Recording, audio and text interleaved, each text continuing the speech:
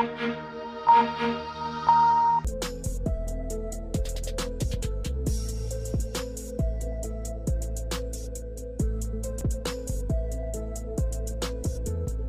जैसे रक्षाबंधन का त्यौहार नज़दीक आ रहा है, उसी तरीके से बहनें अपनी भाइयों के लिए बाज़ारों में राखी खरीदने के लिए निकल रही हैं और बाज़ारों में तरह तरह की राखियाँ देखने को मिल रही हैं। ऐसे ही एक मुहिम H block Shastri Nagar Tagore park में 60 क्लब के सदस्यों ने की है, जो कि ऐसी राखियाँ बनाई हैं कि एक तरीके से बिल्कुल अनोखी राखियाँ हैं। उन्होंने ईहा दीक्षित और शिक्षा हेतु की छात्राओं द्वारा कुछ राखियाँ इस तरीके से बनाई हैं जो अनोखे पहल हैं, जिससे कि राखियाँ सूती धागे से बनी हुई हैं और जिसमें अन्य प्रकार के बीज लगाए गए हैं, जो कि पौधों को अंकुरित करेंगी, नए नए पौधों को अंकुरित करेंगी, जिससे कि बहुत, और ये खास तौर पे बात ये है कि ये राखियाँ कोरोना योद्धाओं के लिए बनाई गई हैं, जिन्होंने कोरोना काल में जो अपनी ड्यूटी को निभाया है, अपनी समय दिया है।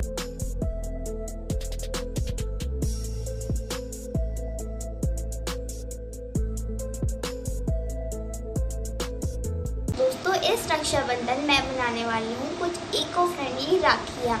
जी हाँ दोस्तों, क्योंकि इन राखियों के अंदर मैं रखूँगी कुछ सीड्स और उसके बाद हम इन राखियों को ज़मीन में बो देंगे। उसी के कुछ दिनों बाद इसमें से नए पौधे निकल आएंगे। तो चलिए इसके लिए मैं इंग्रेडिएंट्स बता देती हूँ।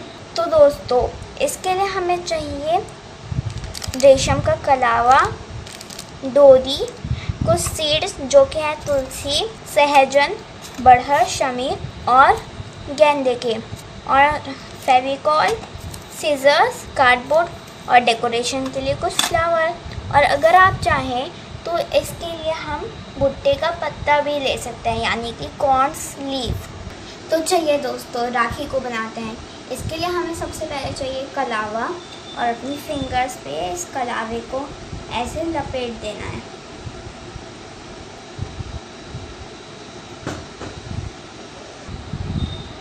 तो दोस्तों, मैंने इस कलावे को अपनी उंगलियों पे लपेटने के बाद इस पे एक कलावा का छोटा सा धागा लिया और इस पे बीच में से, सेंटर में से एक नॉट लगा दी। तो चलिए अब हम सीजर्स लेंगे और इसके बीच में से, यहाँ से जो रास्ता निकल रहा है, यहाँ से इसको काट देंगे इक्वली।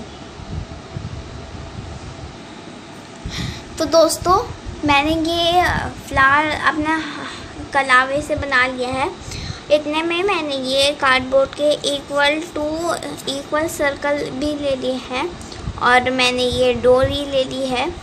तो चलिए अब हम पहले इस कार्डबोर्ड को लेंगे और इस फ्लावर को रख के कार्डबोर्ड पे ग्लू लगाएंगे और उसके सेंटर में पेस्ट कर देंगे।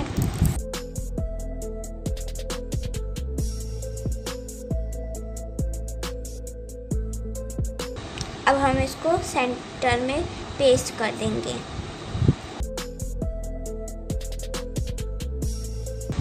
दोस्तों, मैंने ये अपना जो फ्लावर का बेस था, इस पे कलावे को पेस्ट कर दिया है, यानी कि फ्लावर और कलावे को एक साथ पेस्ट कर दिया है।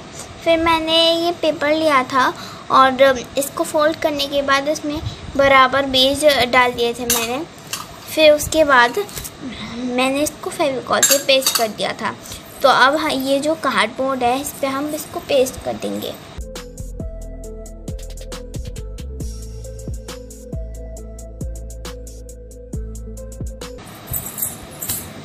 अब मैं डेकोरेशन के लिए यूज़ करूँगी फ्लावर। अब मैंने ये फ्लावर से अपनी राखी को डेकोरेट कर दिया है। अब हमारी राखी बनके तैयार है। और दोस्तों, अगर आपको ये अच्छी लगे तो प्लीज़ कमेंट करके ज़रूर बताइएगा। And happy Rakshabandhan.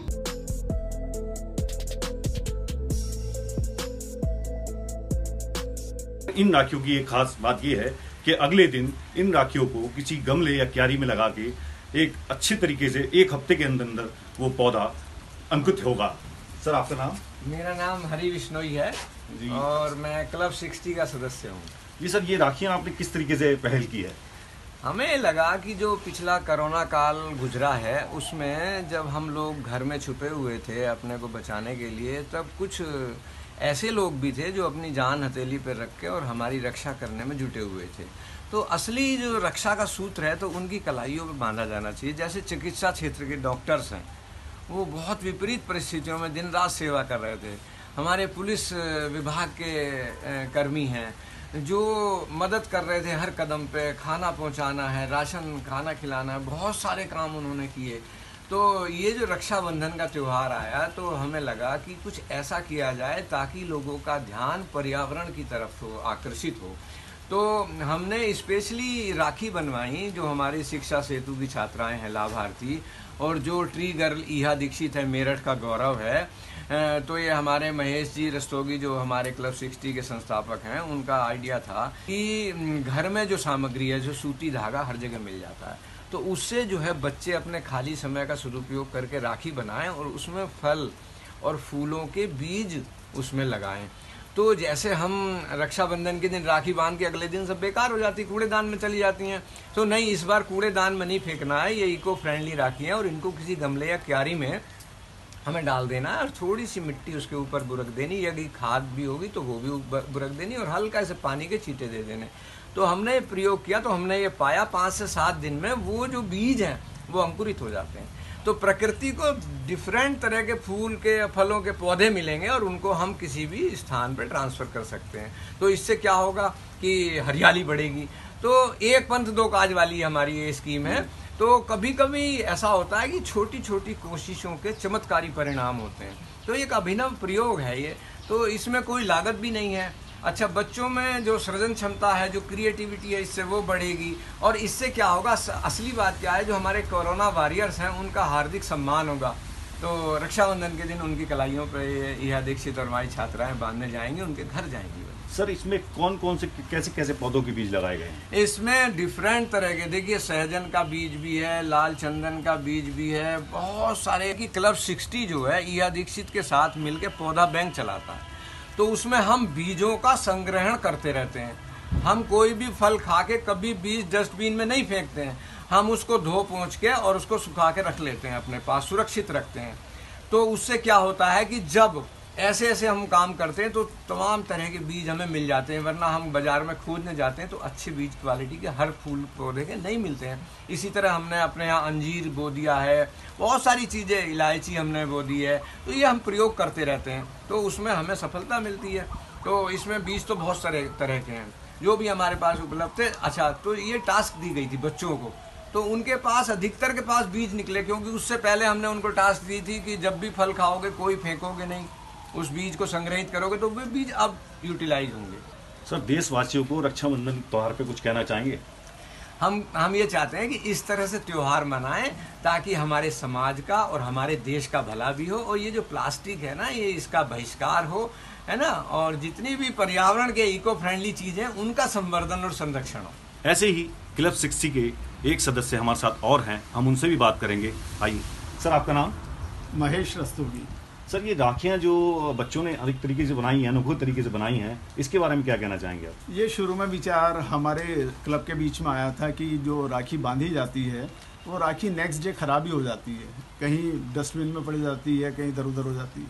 तो हमने सोचा कि क्यों ना कोई ऐसा काम किया जाए कि राखी बाद में इसका उपयोग किया जा सके।